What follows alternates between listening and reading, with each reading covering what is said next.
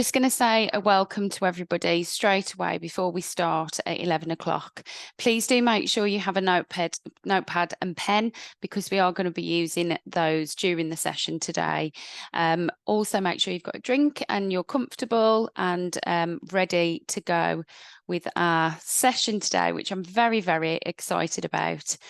I hope that you can all use Zoom quite comfortably and that you can hear me quite well. Please do familiarise yourself with the Zoom webinar. Reactions are at the bottom. The chat box is also there for you. And we also have a Q&A box. If you would like captions for your session today, please do go to the ellipsis that says more, and then you can just click on that and select captions, and that will turn captions on for you today. And hopefully that will help with following along with today's session and be as inclusive as we can be. We're going towards 200 now and we are on 11 o'clock, but I am going to make sure that we allow everybody a few minutes to just settle in.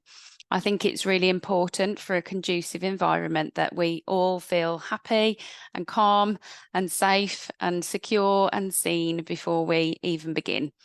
So I will give everybody a few minutes to just make sure that you have got yourself in a comfortable position ready for today's session. I can see that some people are raising their hands. If you can just turn the raise hand off for me, that would be great. You have got react buttons and the raise hand is the one along the bottom, but the other react buttons that I'd like you to use are the hand clap, the thumbs up, the laughing one, the surprised, the heart and the celebrations. So if we can leave the raised hands just because they stay on the screen and I'm unsure whether somebody's got a question or not. Loving, loving the reactions coming up. Thank you very, very much. That's wonderful. We've now reached 283, which is fantastic. If you have got a raised hand up, if you can just lower it for me, that would be brilliant. That's the only one that you have to manually take off, but all of the others will just send me a lovely emoji ready for today's session. Feeling the love already, and I'm feeling quite calm and happy as well. So what a great place to start. Welcome, everybody. If you're just joining us in particular, welcome, because I've welcomed everybody else a few times now. If you have been here for a while, then just ignore the next few instructions that I'm going to give.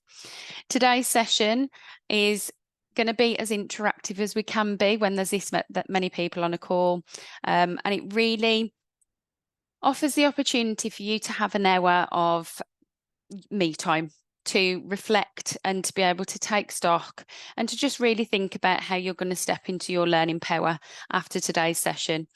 We'll go through lots of different areas today. There's a lot to cover, but there's also a lot of interaction that we need from you as well. And we're going to do that through the reaction buttons at the bottom. That will be part of polls, will be part of discussions where you can use the chat box and use the Q&A as well. At the end of today's session, I will leave my email address for anybody to reach out afterwards to talk about anything that we've discussed in today's session, because we've only got a limited amount of time and I'll try and answer as many questions as I possibly can. What I will do after today's session, if there are any questions that I don't get to answer, then I will have a look through and just answer them and send it out to you via email. If you can't hear me today, I think most people can. If you can give me a thumbs up on your reactions, if you can hear me, that would be fab. If you can't, then it might be worth logging out and logging back in again. A very technical thing to do. So I'm just going to type that to Christine, because obviously if I'm saying it, she's not going to hear me. Log out and log back in. That may help. Oh, so many thumbs up. Fantastic. I love it. Thank you so much. Okay, we're going to get started because we have so much to get through, and I'm really happy that you've got the time today to share with me. And I'm hoping everybody can see our PowerPoint presentation there. If you have got a raised hand, please lower it and put any comments in the chat and also use the Q&A.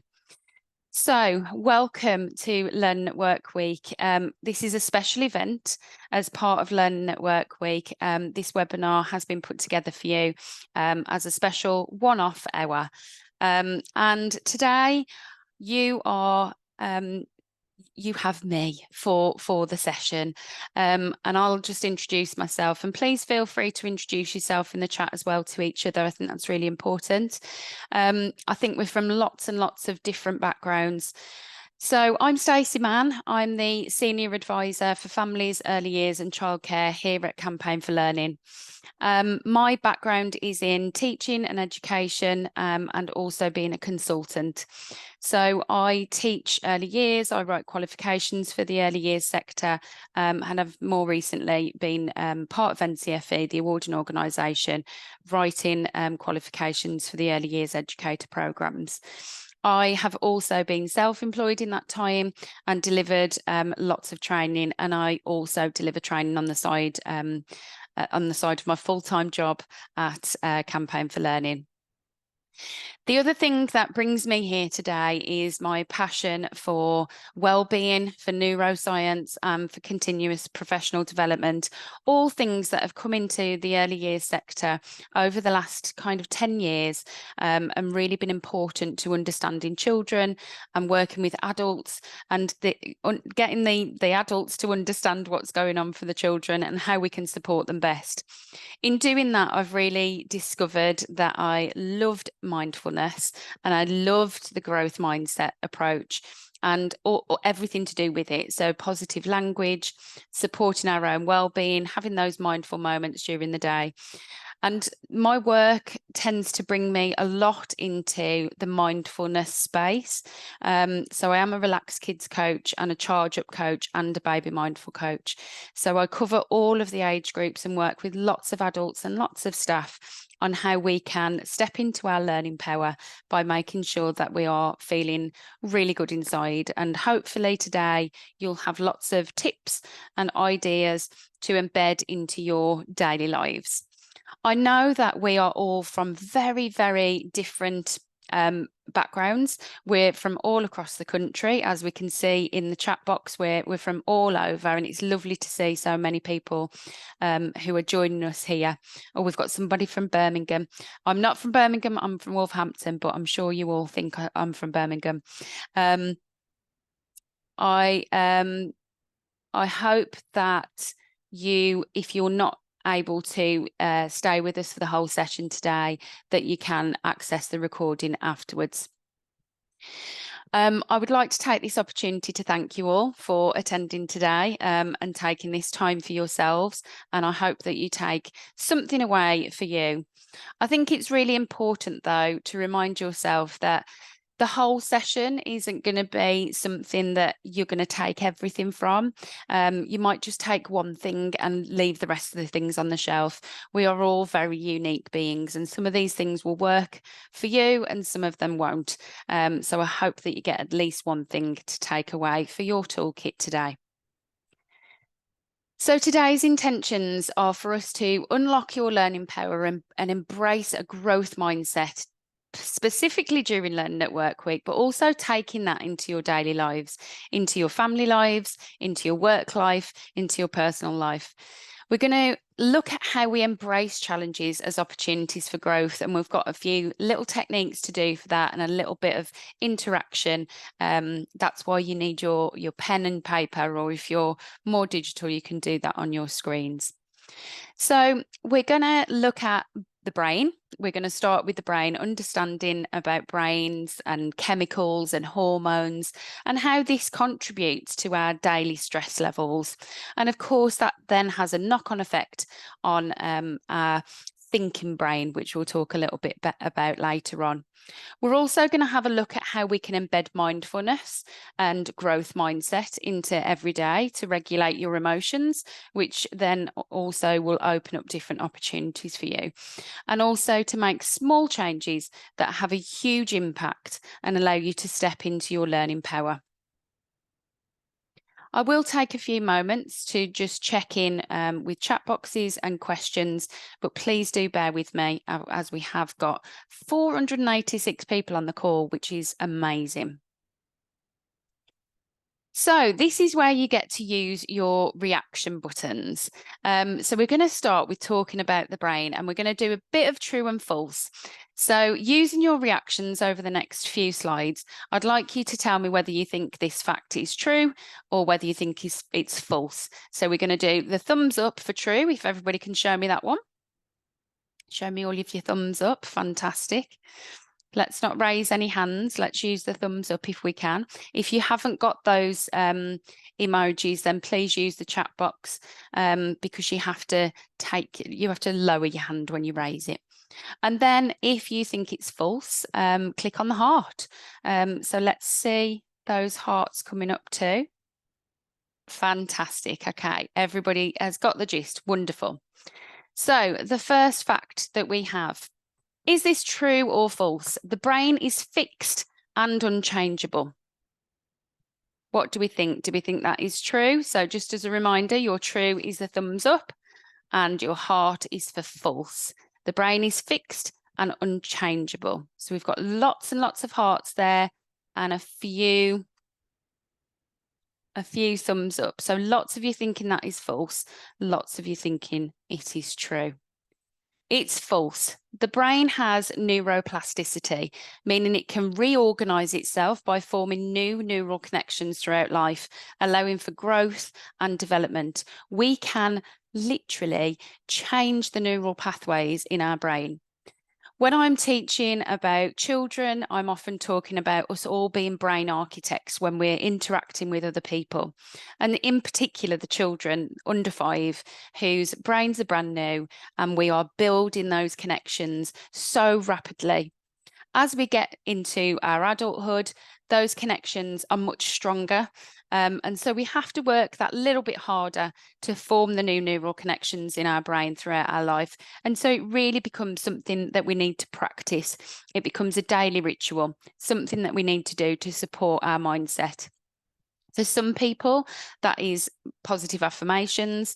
For myself, I'll put a positive affirmation track on YouTube and I'll just listen to it while I'm getting ready in the morning. And it's just repeating positive affirmations to me so that inner voice becomes very positive, and that really does work. But there's lots of other ways that we can change our fixed mindset.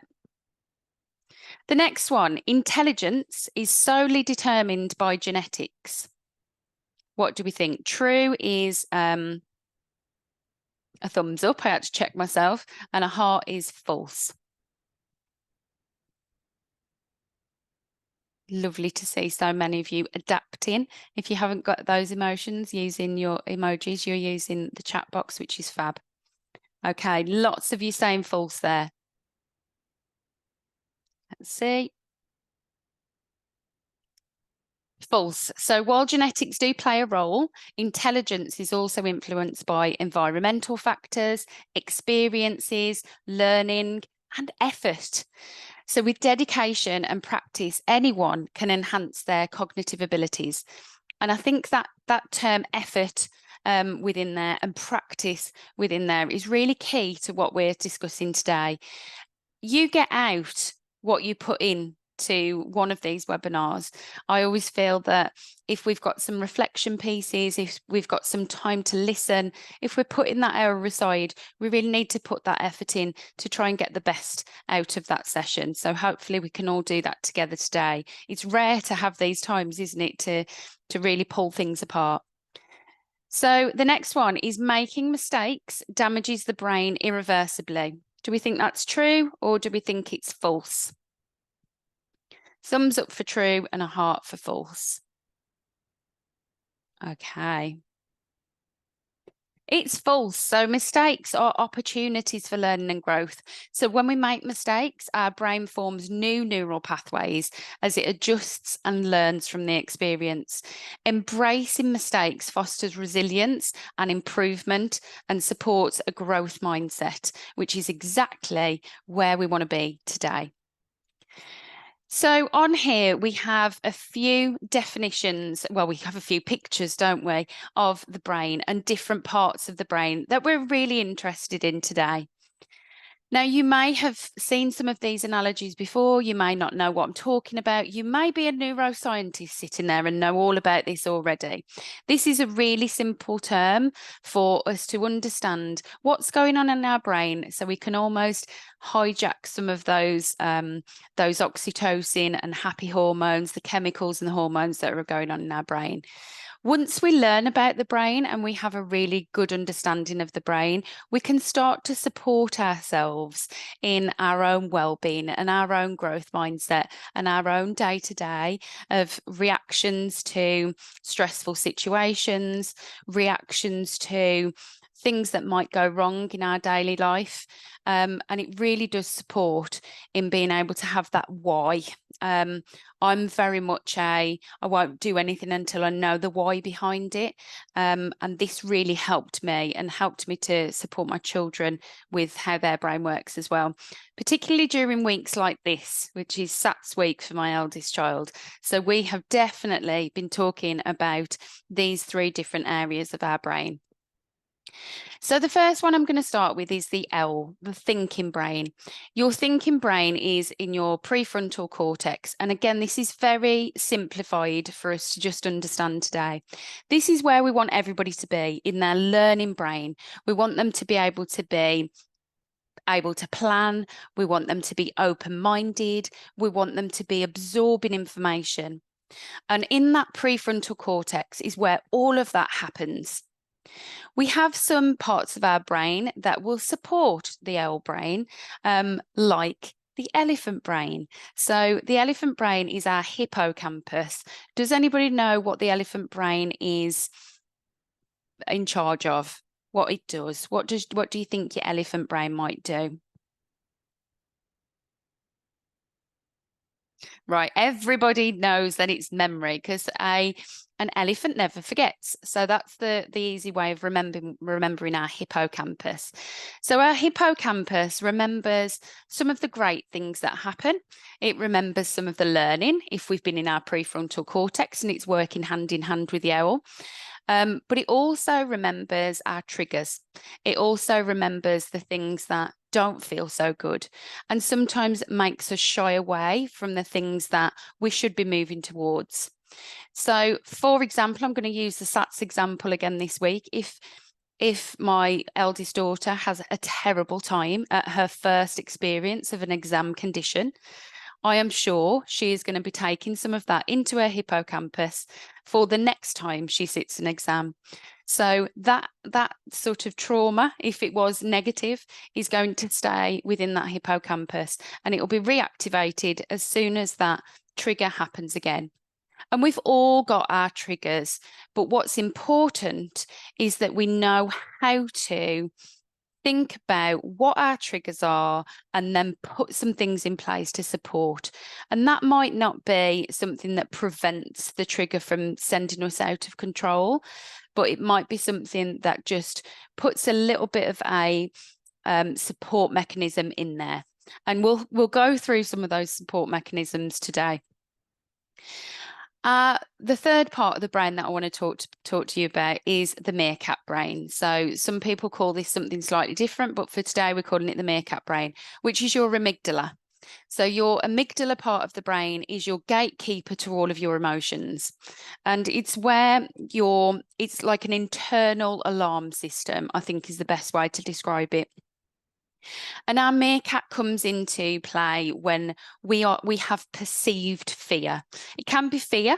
It can be that you've just stepped out into the road and you're about to step in front of a car, and your meerkat brain will go, nope, you need to step back. And it's that sort of jolt back. That's your meerkat being in charge. But also, we need the meerkat to support us in that way, but also it's perceived fear. So if an exam was really rubbish and you really didn't get through that very well, then your meerkat brain is going to remind you of that. So even if the fear is not real and it's a perceived fear of your brain, you will still start to feel some of those emotions that have been triggered by that certain situation. I think it's really important to understand these different areas of your brain so you can start to think about how you can put a prevention in, because often the cure is too late. You know, we've got to come down from something that's been really stressful. The important thing to remember about the meerkat brain as well is that it doesn't understand words. So it doesn't understand language. So if we've already gone into our fight, flight, or freeze, we've already gone into survival mode, it's highly unlikely that your meerkat is going to understand terms like calm down. Nobody ever calm down from being told to calm down. We need to be able to stroke the meerkat. We need to be able to calm our meerkat in our brain. And for that, we need our hippocampus, we need our prefrontal cortex. So we need them all working together in unison, which can be easier said than done. What your meerkat can also do is cut off all of the blood supply and the oxygen to your hippocampus. And that really is your freeze. So we talk about fight, flight, or freeze a lot. And I think fight, we're all like, yeah, we know what fight is. We're going to be verbal. We're going to be aggressive. We're probably going to fight back, be defensive about something. And flight is we're gonna leave. We're going to leave that situation. We don't want to be in that situation any longer. We're going to leave. And then your freeze is almost you forgetting everything. And it's not freezing in the moment. It can be, but it's very much about forgetting things, not being able to access your hippocampus. So has anybody been in a situation where you've been for an interview, or if you work in education, if you've had an Ofsted inspection, or you've had a driving test, and you've been in that situation and you've been asked a question, let's use the interview scenario, and the the interviewer has asked you a question and you can't remember a thing. Not a thing. Everything has gone. And it's a really difficult situation to be in because you want to tell them exactly what they want to hear, but your meerkat's not allowing you to. That's the freeze part of fight, flight, or freeze, and not necessarily a comfortable thing to have. Yeah, I'm just reading some of your comments here as well. In meetings, yeah, if it feels like it's going wrong, or you forget that trail of thought or what the actual details are. You know, we all do that quite a lot, don't we? And I think especially online when you've got different things coming in and you're distracted as well, and for lots of other areas as well. Oh, Scotland are so ahead of the curve, aren't we? We don't have Sats or Ofsted. Yes, definitely. Baby brain comes into that. Absolutely. But also the thing that's going to contribute to the baby brain we'll come to in a minute as well.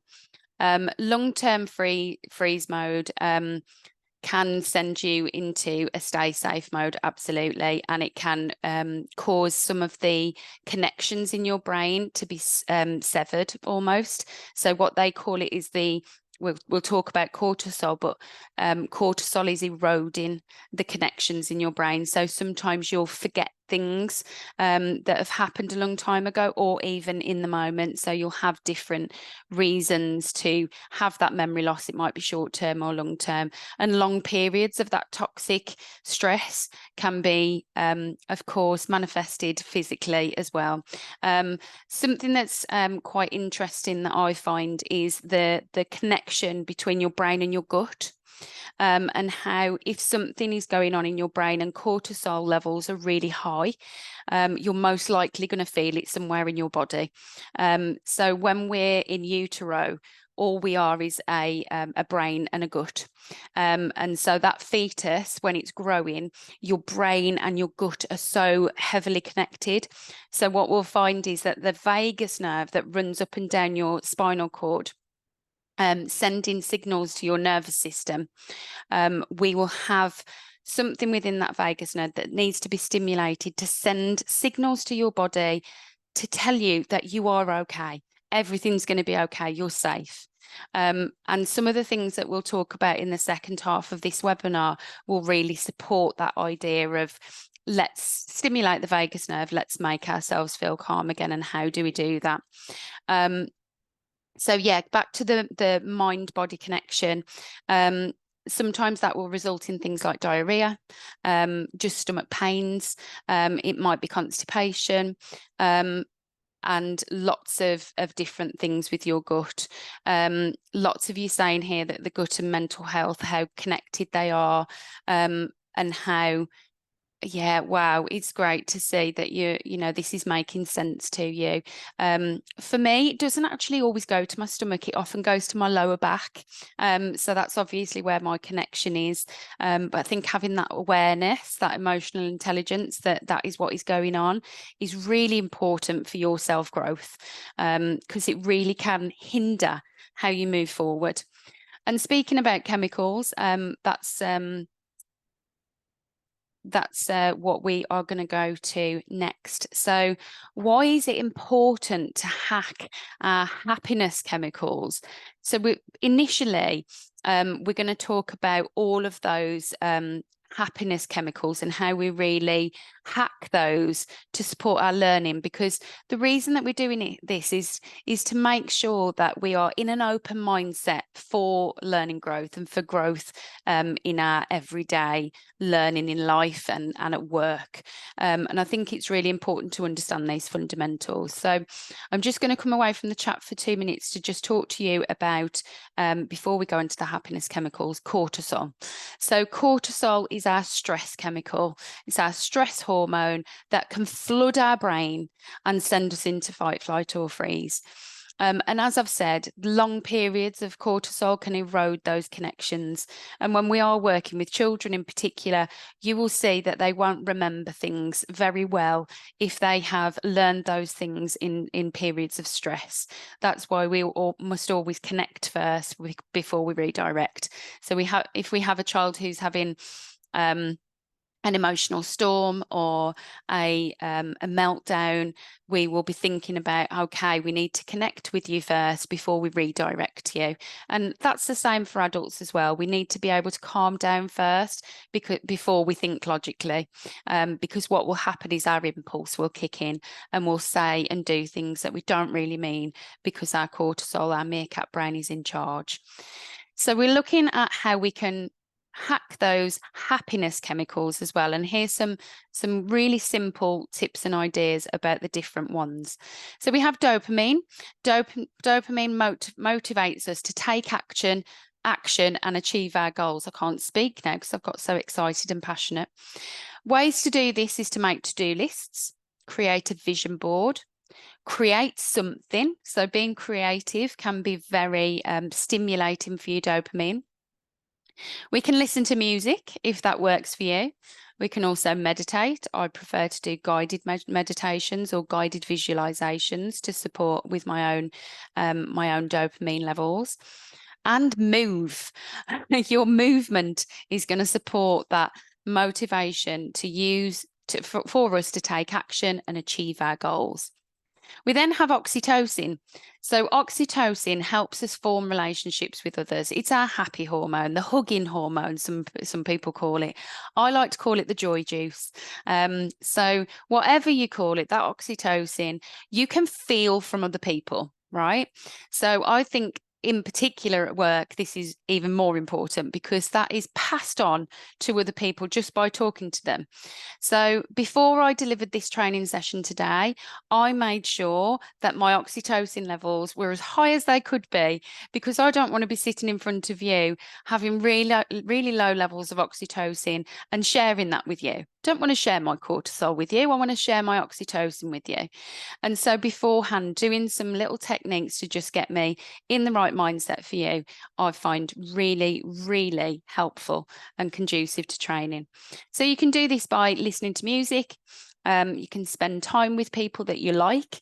You can do something nice for someone, send somebody a nice message, and also praise someone else. There's also lots of other ways that we can stimulate our own oxytocin.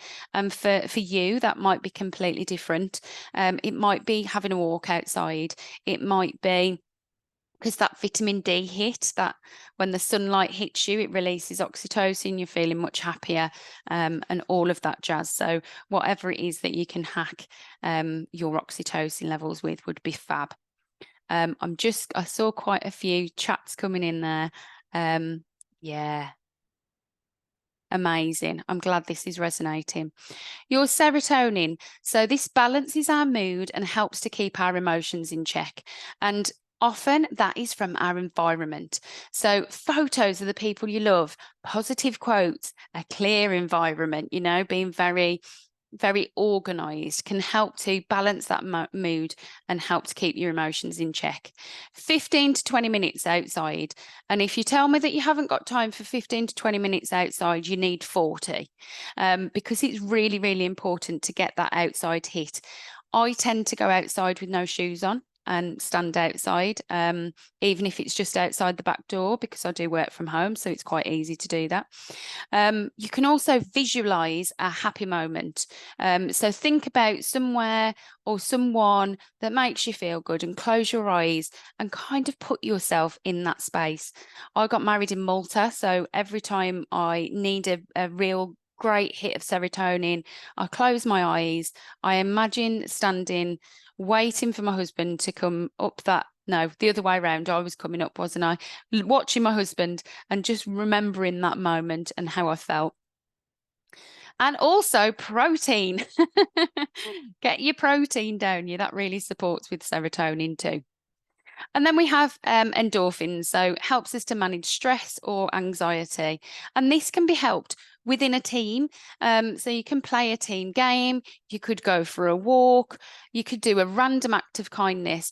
Over here at Campaign for Learning, we have something called the high five. So we send high fives to each other to just give a little bit of a praise. And honestly, it's so lovely.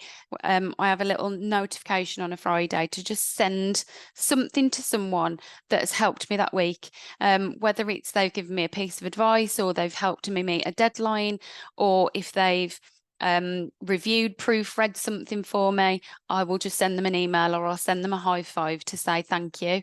That was great. And you never know when that bit of praise was really, really needed. The amount of times that I've just had it scheduled on a Friday to send an email to someone or send a high five to someone, and the response I've had back is, wow, I really needed that today. Or wow, that really ended my week really well. And so you never really know when that person needs that. And when you receive that, that is a real rush of endorphins, oxytocin, and all those feel good hormones. So please do that. And get some fresh air, preferably in the sun. So I really need to give credit to Dr. Laura Vater for this next technique that I'm going to give to you. Oh, and I just need to just home in on some of these. We have cares, values, awards, feedback, thank yous, and encouraged to send these on Feedback Friday. Love that. Don't get sun in Scotland, ours comes from a boy. Lovely. Vitamin D. Yeah, it's all about the vitamin D. So helpful. Right. I'm hoping that you find this daily tool really helpful in your day to day for you to just check in with yourself, check in with others. The last time I delivered some wellbeing training internally, our marketing team came along and they do this on a daily basis as a team. So it's called the Smile Score. You might have heard of this already. Credit to Dr. Laura Vater, who came up with this idea for something slightly different, but I think it really works for everybody of every age group. So I use the Smile Score perhaps 2 or 3 times a day, just to check in with myself and check what I need for the rest of the day. I also use the Smile Score with my children. So we'll be walking back from school and I'll ask them what their Smile Score is. And it's a way of checking in with your well-being and just notice what you might need to adjust for that day. So the SMILE is an acronym, and the first one is sleep. Okay, so what I'd like everybody to do for this next slide is do your own SMILE score. Okay, so just take a pen, just do a bit of a tally, and then share with us in the chat your total. So you get 1 mark for each acronym. So sleep. Did you have a good night's sleep? Have you had some good rest? Do you feel well rested? If it's, yeah, absolutely, it was fabulous, give yourself a 1 for that. Last night I had an awesome sleep, so I'm giving myself a 1 for that. The next one is movement. Have you moved today? Have you done some exercise? Have you had a walk? Have you moved your body intentionally to make it feel good? It may be that you've been sitting at your laptop all morning, or it may have been that you've been sitting on the train for a long time, or whatever it might be. So you might not have got any movement in yet. If you have, give yourself a 1. I've been on a mile walk this morning, so I'm giving myself a 1. I'm doing well today. I don't usually do this well. The next part of the acronym is inhale, exhale. Breathing is your number 1 self-regulation technique that will support your brain to have as much oxygen as possible. And yes, we're breathing on a daily basis, but are we breathing intentionally? In through your nose, out through your nose, out through your mouth. In through your nose, out through your mouth, slowly. The magic number for breathing is 6 deep breaths, and I would do them at regular intervals during the day, and you'll notice a massive difference. A great time to do your inhale exhale technique is when you're waiting for the kettle to boil. So if you put the kettle on, if you don't use a kettle, then I'm sorry, find another mindful moment in your day. But often we'll put the kettle on, and if you're anything like me, you'll do as many jobs as you possibly can whilst the kettle's boiling. Instead, stop, put your feet flat on the ground, and do 6 deep breaths while you're waiting for the kettle to boil. Today, I haven't done that, so that's a 0 for me. So I'm still on 2 out of 5. Your next part of the smile score is love and connection. Have you connected with someone today? Have you given love to someone today?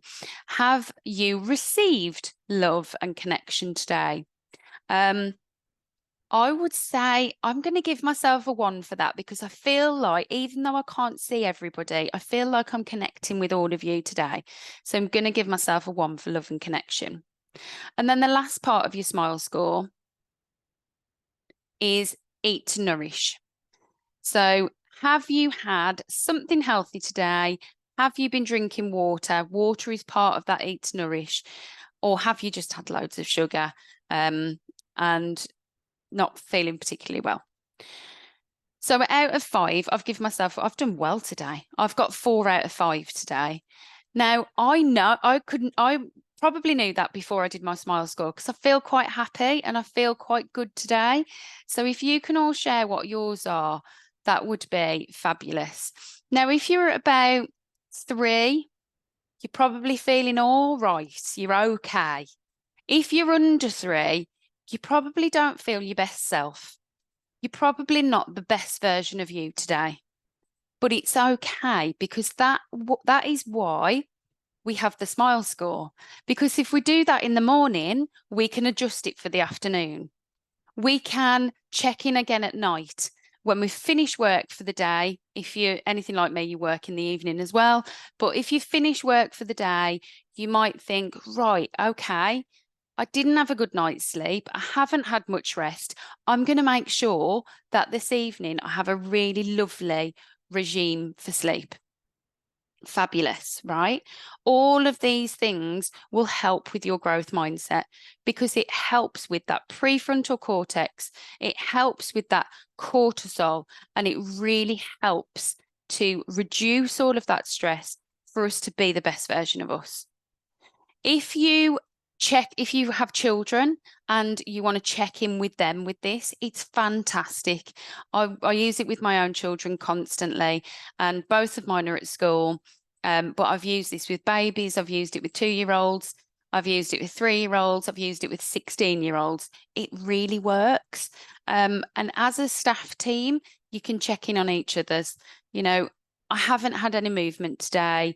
For example, I've been sat at the laptop, and your colleague might say, me too, let's have a walking meeting. Or why don't we finish this meeting 10 minutes early and we'll go for a walk, even if it's just around your garden. It's something that you can do, and it's something that you can adjust on a daily basis. So I really hope that you find the smile score helpful in supporting your intellectual brain, into supporting that growth mindset. Okay. So we keep mentioning growth mindset. Oh, yes, Ellie, let me do that now, because obviously early years is my thing. So I'm definitely going to do that. So yeah, you talk to them, and you talk about their day, but also observe what they're doing. Now, if your child goes to, I don't know your child, but if your child goes to nursery, it would be really great if you could share the smile score with them and say, I'm using the smile score at home. Have they had a good sleep today? Have they had good food? Have they done a lot of movement? And then you can adjust it in the evening. What I tend to do is look for the non-verbal cues as well, and just make sure I've got a good mix of the smile score in their day. So I'll see if their energy levels are too high. So if they're two and their communication is there, but you can't get a full sentence or anything like that from them, or much reflection or metacognition, we can talk to them about just doing something. So let's go and do some warm-ups. Let's go and do cosmic kids yoga for 20 minutes. Let's go and have a walk in the garden. Let's put some music on and dance. So you've got that movement one in. Your inhale, exhale with children, you can do with things that are tangible. So if you've got a slinky, you can do slinky breathing, where you breathe in and you breathe out. You can use a mermaid material pillow, where you push the sequins so that they change colour, and you can breathe in and breathe out with that. You can use a sensory bottle where you fill it with glitter and you shake up the glitter, and then you wait for the glitter to settle. And when all the glitter's at the bottom, they'll be nice and calm. So lots of different techniques, but do get in touch, Ellie, if you want any more. So we've talked about, or we've mentioned growth mindset quite a few times, that belief that abilities and intelligence can be developed through dedication and hard work. Carol Dweck's research is all about distinguishing between a fixed mindset, which is your belief in innate abilities, and your growth mindset, so belief in potential growth.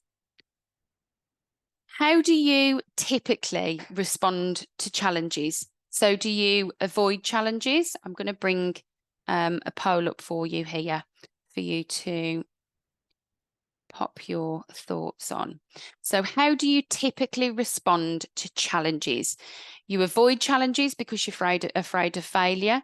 And this is completely anonymous, so please do be as honest as you possibly can with yourself. Or I see challenges as opportunities for growth and learning.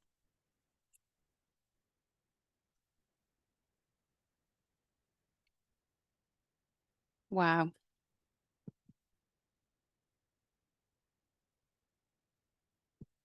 Really interesting. Can see it going up and up and up.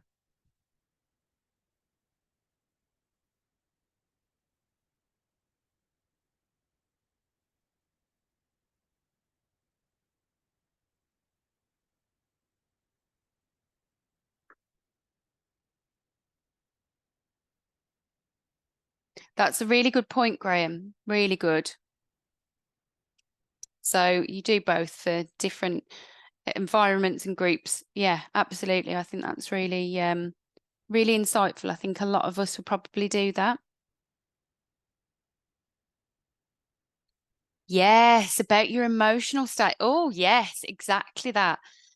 So not always is a learning opportunity, depending on how you're feeling. Fantastic. So let's share those results. So about 33% of you avoid challenges because you're afraid of failure, and 67% see that as growth and as learning.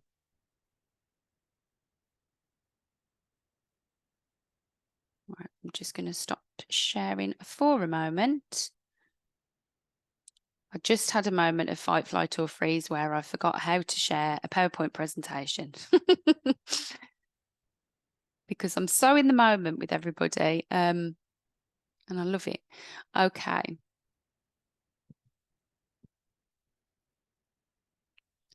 Right, what we're going to do is this is really a challenge for you to do by yourself right now. So get yourselves a pen and paper, or if you're using, if you prefer to use it on the screen and do it on Notepad or wherever you use, that's absolutely fine. I want you to reflect on a recent challenge or a setback that you've faced, whether that's professional or personal. I'm not going to ask you to share these things, but you can if you wanted to. So I want you to write down 3 statements based on this recent challenge or setback. So a statement reflecting a fixed mindset perspective. So I'm not good at maths. I'm not good at art. I can't do, that sort of negative mindset, fixed mindset, whatever that looks like for you. And then look at a statement reflecting your growth mindset. And we're going to be thinking about using the power of yet. So just changing your language slightly to I'm not good at maths yet. And then we're going to look at the statement reflecting an action plan or the steps you can take to overcome the challenge. So I will practice regularly and seek help when needed for maths. So whatever your challenge or setback that you're facing is, whether professional or personal, take some moments. I'm going to give you, let me just see what time we're on here. I'm going to give you 3 minutes. I'm going to come off camera and I'm going to let you just absorb that yourselves and just see what you come up with. So we're thinking fixed mindset, growth mindset, and then an action.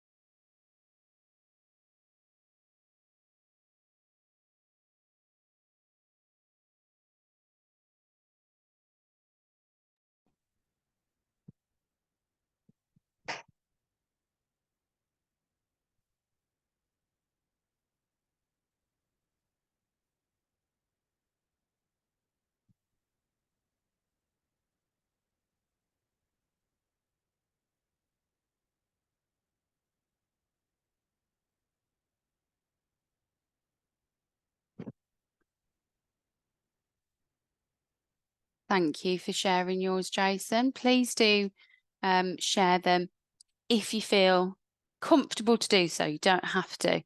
But it's really a great way of just having a bit of a framework to think about what you're saying to yourself on a daily basis, what you're writing about yourself on a daily basis, and how you talk to others about yourself as well. Oh, that's okay. Don't worry if you need to leave. We're going to round up and we'll send an email afterwards, and you'll have the recording because we have got a handout for you all as well to support you with the challenge in a week ahead. Brilliant. So continue to share those whilst I just move on to a growth mindset strategy for you. So we're thinking about accepting our flaws and mistakes as opportunities for improvement.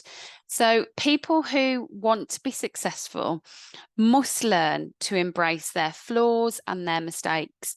That self-awareness within the emotional intelligence that you have is really key to moving forward and accepting those flaws and mistakes.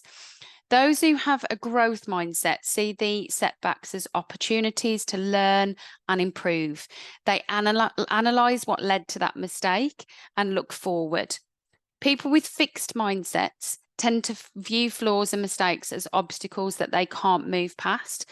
And what you'll often hear from people with fixed mindsets is, that's just the way I am. Or they will say, I've got a friend who always says, I'm not a morning person though. I can't do that. And she often keeps going back to, but that's not me, or I can't do that, or it's not the person I am, which is fine if you have an understanding of who you are. But if it's preventing that growth and it's preventing learning, then it's really something that we need to have a little bit of think about ourselves with. Recognize setbacks as part of the learning process. You really learn from those mistakes. And a fixed mindset is ashamed of failure and unmotivated to achieve set goals. And that may be for many, many reasons that will trigger your meerkat brain. It's something that you might have to work that little bit harder on and have those little rituals in place, whether it's your breathing techniques, whether it's positive affirmations, whether it's continually doing that exercise that we've just done about writing down, okay, this is what I'm saying. This is what I need to start saying about growth mindset. And this is how I'm going to do it. Here's some actions. Someone with a growth mindset is not afraid to start the process all over again, not bothered by the stress, and knows that the rest hasn't come until he achieves that success or she achieves that success. Also, think about intelligence as something that can be developed. One of the things that I've had to really overcome is saying that I'm not intelligent. I often say about myself, oh, I'm not very intelligent, or I'm not very creative. I'm really thinking about strategies to put in place and effort to make sure that I don't say that to myself, because that growth mindset understands that more practice and the work that you put in, the more likely you're able to develop that intelligence. And actually, my intelligence lies in different places. Embrace challenges and even probable failure. And lastly, being open to feedback, something that some of us will have to work that little bit harder on. But a person with a fixed mindset perceives the achievement of others as posing a danger to their own success. So the feedback on our efforts should be recognised as constructive, and how we can use that as being a growth orientated person and more receptive to feedback. So I've set a challenge for your week ahead, and I'll be I'm going to try and share the PDF with you here, but if not, it will come through in your follow-up email. So what you're going to do is identify a goal. You're going to shift your mindset towards that goal, and you're going to break it down, because often that goal feels too big for our brain to handle, and we have to set it into mini goals. Now, this is going to just differ widely across the group today, because some of you might be very happy with your mindset. You might be very happy with that growth. And so your goal might be quite large, and you might only have to segment it slightly. Other people will have a goal that they might be thinking everybody else is going to find this goal really easy. It doesn't matter. It's your goal. And you can break that into mini goals.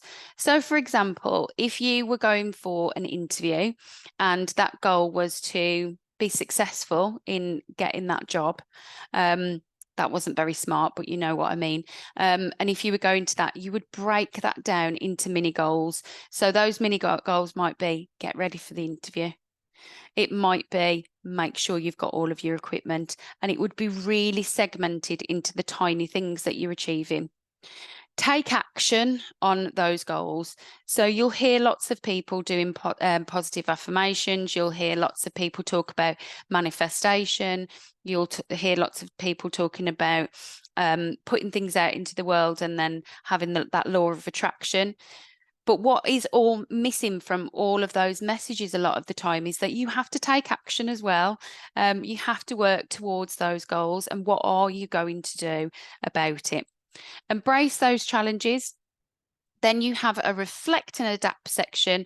So it might not have worked, it might not have come out the way that you wanted it to, but we're going to reflect, we're going to adapt, and then share your journey and celebrate that growth. So I'm going to share that PDF with you that's got that challenge on there for you. What we also have is a reading list. So lots of great books there that you can have a look at, and also lots of things online. For those of you asking about children in particular, there was quite a few people asking about their own children. I would highly recommend Dr. Dan Siegel, The Whole Brain Child, which is just phenomenal and becomes my go-to every time I need to do anything to do with children or anything to do with education, because it really does explain the impact of your words, the impact of how you support children. The Chimp Paradox, also a great read, and some YouTube and TED Talks as well. The recommended YouTube and TED Talks, I would say Dr. Dan Siegel again. I would also say that Jane Evans is a good one to watch. Anything that Carol Dweck has done. So yeah, we can share. I will put that reading list back up for you, and we will share the PowerPoint presentation and, of course, the recording. Here we go. She says she's getting to it. There we go. One of the other things that I haven't shared on here is a great book called The Key. And I'm just going to look up in the moment the name, because I think it's Joe Vitale, but let me just double check. Yeah, The Key by Joe Vitale. Excellent book, especially if you've got quite a lot of things that are preventing you from moving forward. There's a lot of forgiveness techniques in there. And the forgiveness exercise that I did when I read The Key was life-changing. And I don't say that lightly, it really was life-changing. There's one thing that I have left for you, and that is to share the last poll. And it really is just asking you yes, no, or don't know about whether this webinar has helped you a little bit today with your learning power, and do you think it's going to help you to develop that going forward? Please do remember that a lot of these things within the session you won't realise that you're using, that you've absorbed, until you're back into that continuous professional and personal development space. I am going to share my email address with you as well, but please feel free to connect with me on LinkedIn. I'm Stacey Mann on LinkedIn, and you'll see I've got QTS. It's Stacey Mann and brackets QTLS .org. .uk. Thank you so much for joining me, everyone. I think that is the first time I have ever finished in a timely fashion.